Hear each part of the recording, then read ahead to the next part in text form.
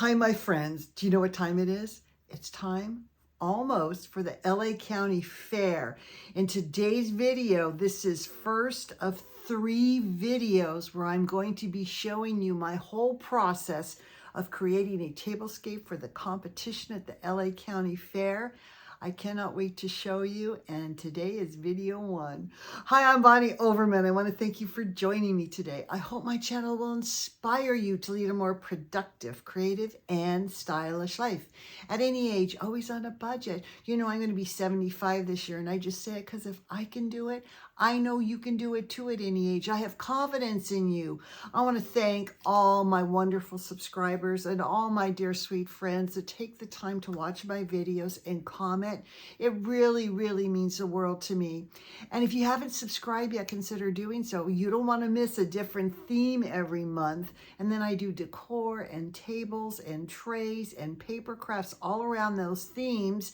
And I do about 3 projects every month, and I hold myself accountable. You can do them right along with me if you want to. And if you like this, please give me a thumbs up. It does help my channel. Okay, I'm so excited. You know, every year I enter the LA County Fair tablescaping competition. This is the big daddy. This is the one that has the biggest tables. And it's time. This is the first of 3 videos. And in today's video, I'm going to tell you what my theme is. I'm going to show you in just a minute. Stay tuned. All the things I'll be putting on my table as far as colors and fabrics and flowers and accessories to sell my theme. The second video will be in a couple days, and that will show you my basic table set up in my dining room and the finished table. And then in May, when the fair opens, I will take a tour and video shoot all the tables. You'll see who won what. I hope I win something this year. And it's just so much fun. And then I have LA County Fair in July and August. So it's a lot. Now, all of you that know me know that I absolutely love Halloween. And that's always in the kind of back of my mind. But you know what I like to do most of all is take 2 themes or 2 different types of things and mash them together. I think that creates a very creative table. For example, I did spring at Versailles. I did Christmas in Wonderland. Those kinds of things. And it's unexpected and it's really fun for me because I really try to sell what I'm trying to match my theme. I want to sell it to the judges and to the fair goers. So what is my theme? I was in the car, I think it was in December, and I heard some music that I absolutely love. And it has to do with a musical play that's coming back on tour again. Yes, it is Phantom of the Opera. Okay. When I heard that on my radio, I just kind of was thinking about doing something about Phantom of the Opera, and that music came on, and I went, why is that music coming on? So they're starting, I think, in England. They're coming to America. They're going to be in Los Angeles. They're going to be in Orange County. Phantom of the Opera. I love the music. And I thought to myself, why don't I do a holiday? Okay. Now, when you think of Phantom of the Opera, it is a very dark, romantic story. Very dark, a little scary, mysterious. And what does that remind me of? Halloween. These are the 2 things I'm mashing together. Can it be done? Halloween at the Opera, hosted by the Phantom. Yes, the year's 1899, and they're going to have all kinds of entertainment. I can't wait to tell you all about this. And of course, the jack-o'-lanterns will be in black with gold paint. And I'm actually going to have a Phantom at the back of the table. He's going to be behind my backdrop, leaning over, lighting some of the candelabras, and he's going to be wearing his mask. Yes, the Phantom of the Opera is going to make an appearance. I cannot wait, you guys. This is, every year it gets crazier and crazier, but I have to interpret Halloween in 1899. And so there's going to be crystal balls and fortune tellers and tarot card readers and magic potion. Could there be a love potion that the Phantom's going to slip into Christine's glass? Oh, yes. It's so much fun to do a table that has a story around it and try to create the ambiance of those things, the spookiness of Halloween and the crazy spookiness of the Phantom of the Opera. Halloween at the Opera, hosted by the Phantom. That's it, you guys. That is going to be my title. And I am going under holidays. I usually do a table that's whatever you want to do. Any design, I think they call it. I decided to do holidays, and I'm doing Halloween. So I'm in a whole different category of competition this time. So what I'm going to show you now is my flowers and fabric and dishes and accessories to sell the two themes, Phantom of the Opera and Halloween. I think it's going to be absolutely fabulous. So without further ado, let's take a look and see how I'm going to create Halloween at the Opera. I hope you love it. I hope you get so inspired. It's going to be my theme for Halloween too. And I'm going to see you in the next video.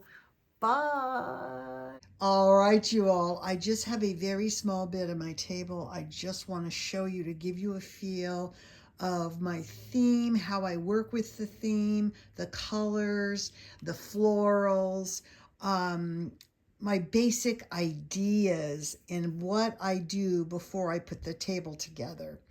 Now, Phantom of the Opera, it's got to be gold, it's got to be red velvet, there's got to be tassels, candelabras, there's got to be music, and of course, the Phantom's mask. But I have a surprise for you, but I can't show you till next week. But I'm actually going to have the whole table set for Halloween at the Opera.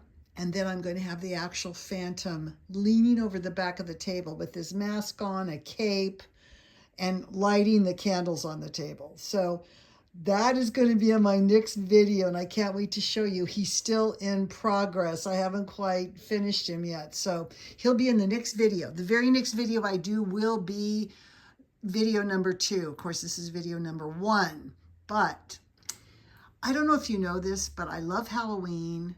I love Victorian era. And this Phantom of the Opera actually takes place, I believe it was 1888 to 1911, right in that time frame. I do have the movie, by the way. But this is Halloween 1899. But one of the things I love to do is put together a really unusual color combination. And you can see this in my urn. Now, this urn has been on almost every table I've done. Last year, it was verdigris, that kind of greenish, brownish color for the Wicked table. This year, I painted it glossy black with gold accents. It looks like a whole different urn, but it fits the time period. It fits the feel of the table. Now, of course, I'm doing red roses. That is because I'm going to have a red velvet tablecloth, actually this color right here. And I can't show you right now because the tablecloth is actually on the table. Here's another shot of the color. It's beautiful red velvet. It's got gold fringe on it. So, of course, I have red roses.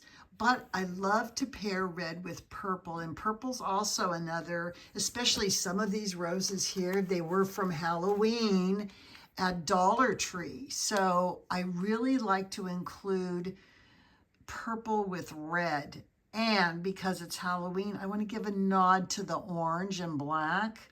So I have orange roses, and I love the red, orange, and purple together. And I have one that's kind of a gray color here. But I have all the black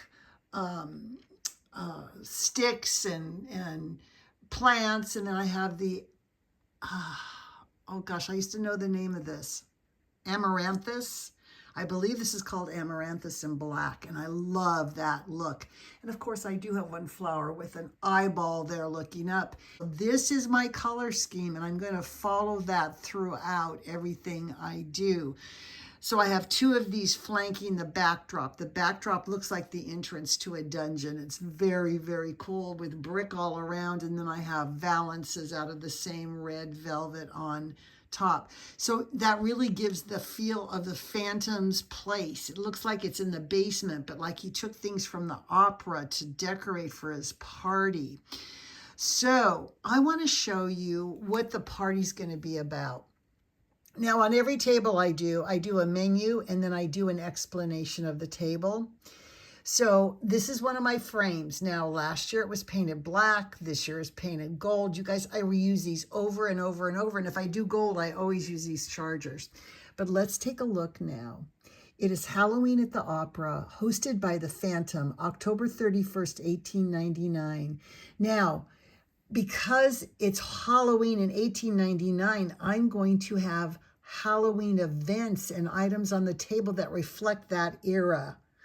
I do have jack-o'-lanterns, but they're painted black. I'll show you in just a minute. So 7 o'clock is the masquerade parade and performance. 8 o'clock is dinner.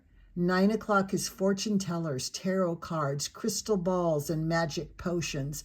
And oh, there's a love potion. Do you think that's going to be used on Christine? I think it will. And then at 10 o'clock is dancing till dawn. You can see I have candelabras from the opera. And of course, in the front of the table, I'm going to have his mask. And then with him at the back of the table. Now, let's talk about Halloween. So, well, first let me talk about the place setting. So the place setting is going to be gold. It's going to be Columbia by Wedgwood.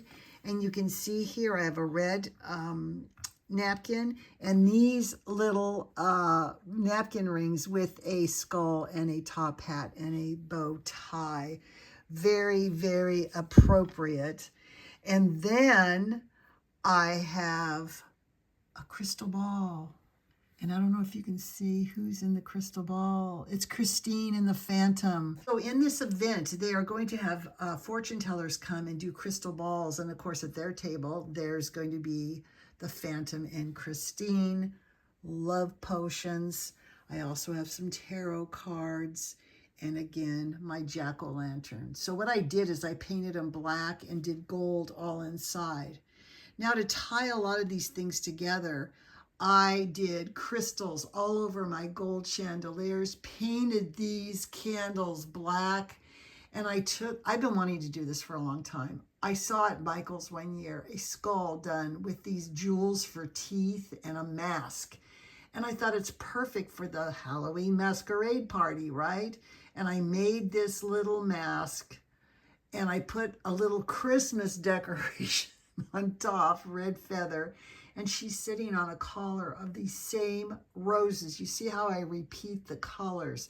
So red, purple, and orange. I also did one at the very base out of the same colors. And you guys, this is just a piece of cardboard that I glued black stuff to, and then I cut it so it fits right around the bottom. So I have two of these on the table. Now I have different things at the place setting. This is for the Phantom. Now for Christine, I have a old Victorian purse. I have her mask. You can see her mask here. Okay, again, in all the colors. And I have a little Halloween ticket and some gloves. And that's at her place. At the Phantom's place, I have rolled up music, of course, because he's writing music all the time, a feathered pen, and a little ink well there for the Phantom. All right, you guys, can you feel it? Dun, dun, dun, dun, dun, dun. Okay, I can't sing worth anything. But the next video, you're going to see my table. You're going to see the Phantom. I can't wait to show you. Oh, it's so fun. I hope you love this. I hope you get a kick out of it. And I hope you get inspired. And this is going to be my theme for Halloween. And I'm going to see you in the next video. Bye.